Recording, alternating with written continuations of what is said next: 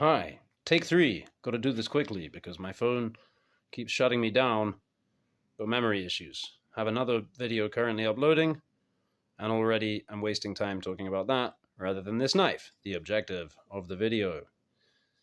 A Camillus Reverb in Uz 8 steel.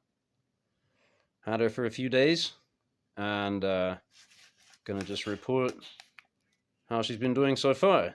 So I did some rope cutting, 175 cuts, and on the tip here, and the tip is still able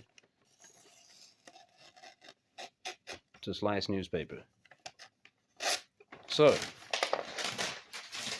we shall continue and see how she fares, whether she'll be able to compete with the Craftsman Red Eye at 400 cuts, for example.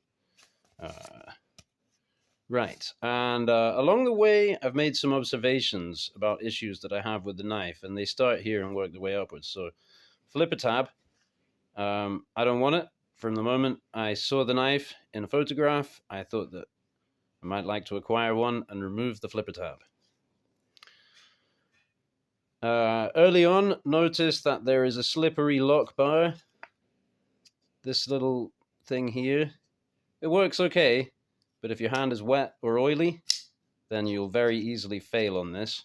However, that is a kind of a trade-off for the fact that it is very comfortable and does not in any way disrupt the lines or ergonomics of the knife, which I like. And that could be addressed by filing out these grooves, roughing up the finish a little bit, what have you. So yeah, that's the lock bar. Yeah, the lock stick, at one point, it was sticking to such a degree that I actually had to take my little Rough Rider here and click. But that has now resolved itself, that issue, probably as a result of interventions, which I shall momentarily detail. The detent also seems to have softened up, whether entirely through use or through my recent intervention, perhaps. I was just able to... Well, I was able to. And now, once again, I'm not. So, currently not reliable on the... there we go. Yeah, so kinda starting to. And so maybe I won't mess with the detent. I'll just see whether it continues to soften up. And then during the rope cutting, at some point we started to get some vertical or front to back play.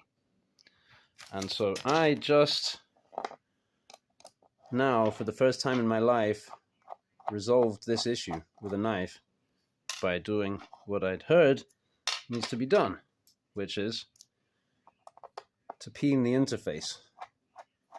And this was interesting with this knife. I suppose it's a little different. Every knife's a little different.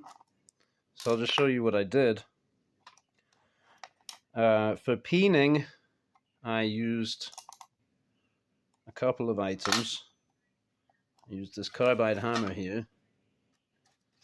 And I also took the tip out of this carbide scriber.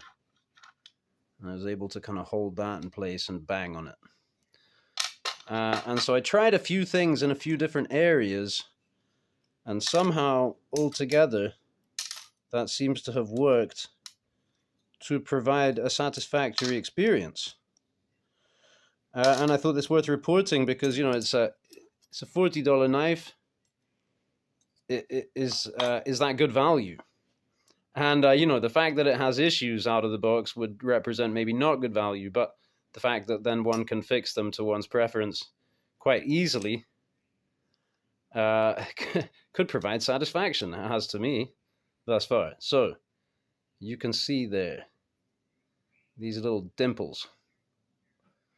That was with that scriber point. So I had to get this kind of lined up on the anvil in various ways, like this, like that, whatever. And I did these and those before realizing that wasn't really in the right place. But it may have assisted, you know, because if I'm moving the metal up here, it's also moving down there to some degree, right? Yeah. And actually, interesting on the blade, whatever that is. I mean, presumably, I've seen something about this before on some knife reviewer's channel. You know, them doing this in order to provide for a satisfactory lockup, but that looks janky, cutting in like that. I don't like that. So anyway, I peened this, and then I actually peened that as well with the carbide hammer. I actually peened the blade itself, that little projection there, on both sides. And yeah, as demonstrated. Now the lockup is once again secure.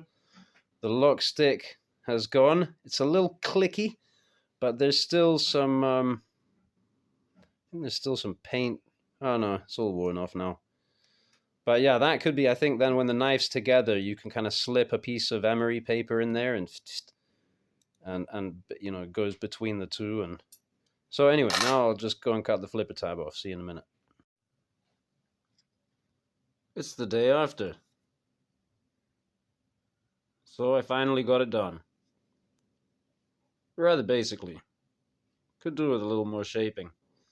In fact, I could even grind a little bit off the plastic here as well. But it's certainly, you know, about where I need it in terms of ergonomics.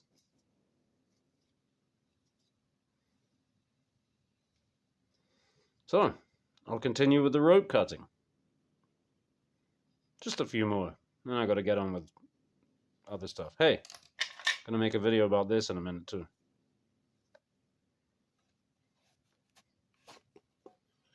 Swedgelord.